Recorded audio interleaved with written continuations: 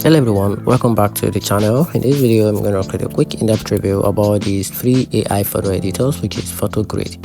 So let's quickly dive into it. The Photogrid keeps things simple and fast, giving you AI background removal, object erasing, collect tools, filters, and a quick social media template all in one place, which is great if you just want easy edit without learning a complicated editors. The app is free to start with.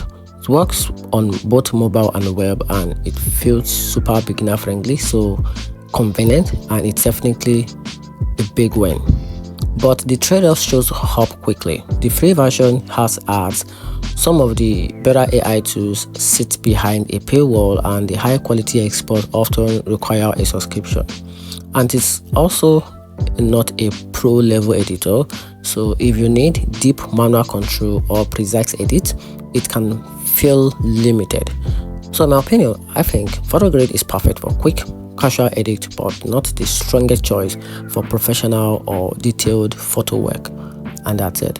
Hope you find the video helpful. If you do, turn on the notification button and make sure you subscribe for more review.